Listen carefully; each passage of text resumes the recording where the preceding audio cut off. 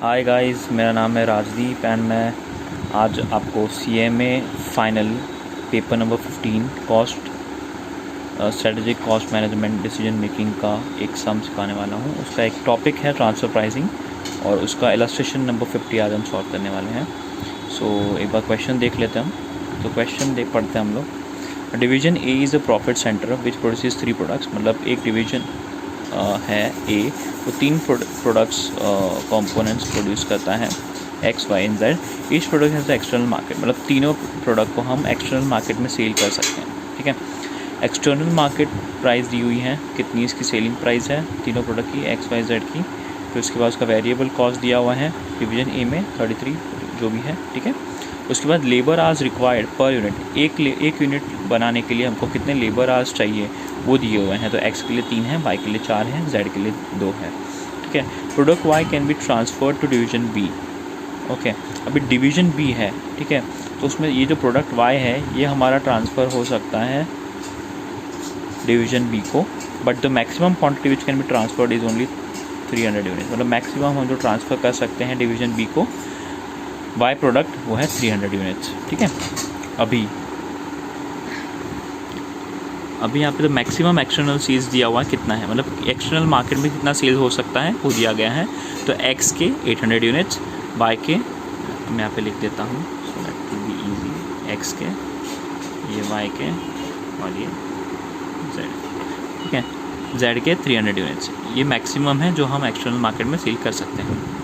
Instead of receiving transfers of product Y from division A, division B could buy the similar product in the open market at a slightly cheaper price at ₹45 per unit। मतलब division B है वो division A से Y product 46 rupees जो कि उसका market value था। ठीक है, 46 रुपीज़ में लेने से अच्छा है कि वो 45 रुपीज़ में बाहर के मार्केट से, ओपन मार्केट से ले सकता है, राइट। तो ये यहाँ पे दिया है कि उनके बाद एक ऑप्शन भी है डिवीजन बी के पास कि वो डिवीजन ए के बदले ओपन मार्केट में से 45 रुपीज़ पर यूनिट के रेट पर भी वाई प्रोडक्ट ले सकता है from the open market. What should be the transfer price be for each product each unit for 300 units of Y. मतलब जो डिवीजन बी जो उनको 300 यूनिट्स चाहिए बाई प्रोडक्ट के, अगर उसको ट्रांसफ़र प्राइस क्या होगा if the total labour hours available in division A R. यहाँ पे 2 हमको दिया गया है जिसमें हमको सिचुएशन दी हुई है कि अगर मेरे पास total available hours labour hours हैं एक 3800 आवर्स एंड दूसरा 5600 आवर्स। ओके, तो देखते हैं अब इसका सोल्यूशन क्या है। It's very easy. हमको सबसे पहले अगर कोई क्वेश्चन में लेबर आवर्स दिए हुए हैं और उसका लिमिटेशंस दिया हुआ है कि इतने लेबर आवर हैं, तो first you have to do is in every question उसका कंट्रीब्यूशन पर लेबर आवर निकालना है एंड हमको रैंक करना है अकॉर्डिंगली। ये आई गेस स्टैंडर्ड है और इसी के आपको आधे मार्क्स तो इसी के मिल जाएंगे। ठीक है, तो देखते हैं यहाँ पे कॉम्पिटिशन ऑफ कंट्रीब्यूशन पर आवर फ्रॉम एक्सटर्नल सेल्स। अभी मार्केट प्राइस दी हुई है हमको 48, 46, 40। वेरिएबल कॉस्ट भी दी गई है हमको, क्वेश्चन में ही दी गई थी ये सी चीज़ें, हम वहीं से उठा रहे हैं यहाँ पे। ठीक है, उसकी कंट्रीब्यूशन आ गई। ठीक है, उसके बाद उसका लेबर आवर्स कितना रिक्वायर्ड है वो भी हमको क्वेश्चन में दिए हुए हैं 342, वही हमने यहाँ पे उठा के फिर से डाल दिया है 342। कंट्रीब्यूशन पर आवर, मतलब अभी यहाँ पे contribution divided by hours required for per unit 3, तो 50 डिवाइड बाई 3 5 आ गया। वैसे सबको निकाल दिया है और सबसे ज़्यादा कंट्रीब्यूशन किस में मिल रही है, जेड में, फिर वाई में, फिर एक्स में, तो उसको हिसाब से रैंक कर दिया है। ठीक है, अभी हमारा क्वेश्चन यहाँ पे मेन स्टार्ट होता है। यहाँ पे कंप्यूटेशन ऑफ ट्रांसफ़र प्राइस क्या होगी जब हमारे पास अवेलेबल्स केवल 3800 आवर्स ही हैं। तो सबसे पहले इन्होंने क्या किया है, सबसे पहले उन्होंने टोटल आवर्स कितने चाहिए हमको, ये पूरे मैक्सिमम एक्सटर्नल सेल्स के लिए वो यहाँ पे बता दिया है। ठीक है, तो कैपेसिटी इज़ इतना, तो hours required for Z is 300 units हमको मैक्सिमम है, 300 यूनिट्स। ठीक है, जेड के लिए, और 2 आवर्स हमको लगते हैं बनाने के लिए, तो 600 हो गया। उसी तरह से वाई का निकाला 500 यूनिट्स डिवाइड इंटू 4 2000 आ गए। फिर एक्स के लिए हमको चाहिए 800 units into 3 that is 2400, total हमको 5000 आवर्स चाहिए।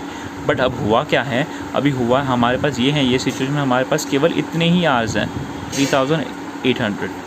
तो अभी हमारे पास आवर्स कम है, तो हम क्या करेंगे, पहले ये 600 आवर्स यूटिलाइज़ करेंगे इसके लिए, जेड के लिए। ये जेड वाई और एक्स के इसमें इसके लिए दिया है ताकि सबसे ज़्यादा कंट्रीब्यूशन हमें जेड में मिलता है, फिर वाई में मिलता है, फिर एक्स में मिलता है। ओके, तो सबसे पहले 600 आर इसमें यूटिलाइज़ हो गए, फिर 2000 इसमें यूटिलाइज़ हो गए। अभी हमारे इतने तो यूटिलाइज़ हो चुके हैं ऑलरेडी, बट एक्स के लिए हमको चाहिए इतने, लेकिन हमारे पास है केवल 1200। लेकिन हमें क्या करना है, हमें 300 यूनिट्स ऑफ वाई भी तो करने हैं जो डिवीजन बी को जाएंगे। तो the existing capacity is not sufficient to produce the units to meet the external sales. In order to transfer 300 units of Y, 1200 hours are required in which division A will have to give up the production of X. तो मैं ये production करूँगा ही नहीं। मैं क्या करूँगा, जो बचे हुए 1200 यूनिट है, 3800 माइनस 2600, 1200 है, उसका मैं 300 यूनिट्स वाई का बनाऊंगा। तो वाई के लिए मेरे को कितना चाहिए, लेबर 4, और 300 इंटू 4 कितना होता है 1200। तो मैं 1200 वो मैं वाई का इसको दे दूंगा और डिवीजन बी को दे दूंगा प्रोडक्ट्स, ठीक है। वो 1200 आवर्स का जो भी बनेगा मेरा 300 यूनिट्स, वो मैं डिवीजन बी को दे दूंगा।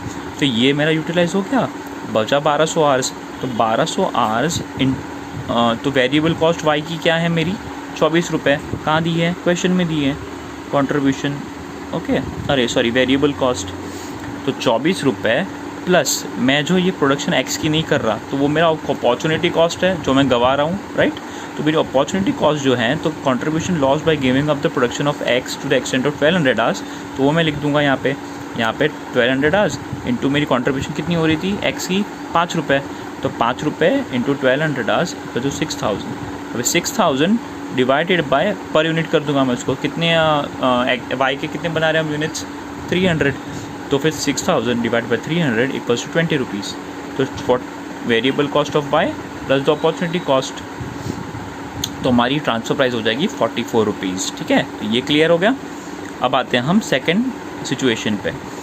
इफ़ द कैपेसिटी इज़ 5600, तो अभी यहाँ पे हमारे पास 5600 यानी कि 600 आवर्स एक्स्ट्रा है हमारे पास, राइट। सो अब यहाँ पे क्या किया गया है, 600 आवर्स यहाँ पे मैं पहले अगेन इसको यूटिलाइज़ कर लूँगा, तो मेरे पास बचे 3000 बचे। तो मैं यहाँ पे चलो ये अगेन ये मेरा जेड बन गया पहले, ठीक है, ये बन जाएगा मेरा, ठीक है, फिर मेरा वाई बन जाएगा। फिर मैं क्या करूँगा, मेरे को वाई के 300 यूनिट्स इंटू 4 कर दूँगा मैं, क्योंकि वो मेरे को डिवीजन बी को देने हैं। तो वो मेरा हो जाएगा 4 इंटू दिस क्या कहते हैं 4 इंटू 300 यूनिट्स, दैट इज़ 1200। तो 2600 प्लस 1200 इक्वल्स टू 3800। बचे कितने मेरे पास 1800। अभी 1800 में मेरे कितने बनेंगे वाई के, सिर्फ 600 यूनिट्स बनेंगे ना। 1800 डिवाइडेड बाय 3, 1800 डिवाइडेड बाय 3, तो मेरे बनेंगे खाली 600 यूनिट्स। तो मतलब मेरा मैक्सिमम जो था 800, उसके बदले मेरे खाली 600 यूनिट्स बनेंगे एक्स के, राइट। एक्स के मेरे पास खाली 600 यूनिट्स बनेंगे। तो मैं उस पर गिव अप कर रहा हूँ अगेन 200 यूनिट्स पे, ठीक है। 200 इंटू 3 करता मैं, 200 इंटू 3 में अगर बनाता तो भी मेरे कितने होते हैं 600। तो 600 में किस में डाल रहा हूँ मैं 600 आवर्स, सॉरी 200 इंटू दिस, हाँ बराबर, सॉरी 600 आवर्स, ठीक है। तो वो मैं गिव अप कर रहा हूँ मेरा जो भी है, ठीक है। तो यहाँ पे अगेन मैं एक्स का गिव अप कर रहा हूँ। तो अभी मेरा ये again cost of Y 24 rupees आ गया फिर से, सॉरी यहाँ पे plus contribution cost giving up X to the extent of 600 hours, ठीक है। तो 600 आवर्स इंटू 5 कर दूंगा मैं 300, ठीक है। 5 क्यों, ये कंट्रीब्यूशन, तो 3000 रुपीज़ आएगा ये, सॉरी 3000 रुपीज़ आ गया। डिवाइडेड बाय यूनिट कर दूंगा मैं, जितने हम वाई के ट्रांसफ़र करेंगे डिवीजन बी को, तो वो अपॉर्चुनिटी कॉस्ट आ जाएगा मेरा 10 रुपये। तो मेरा ट्रांसफ़र प्राइस उसी हिसाब से कम हो जाएगा और वो हो जाएगा 34 rupees. Hence the question has been solved. और काफ़ी इजी क्वेश्चन है ये, एंड आई थिंक एग्ज़ाम में ऐसे क्वेश्चन आने के काफ़ी चांसेस हैं। So all the best, thank you.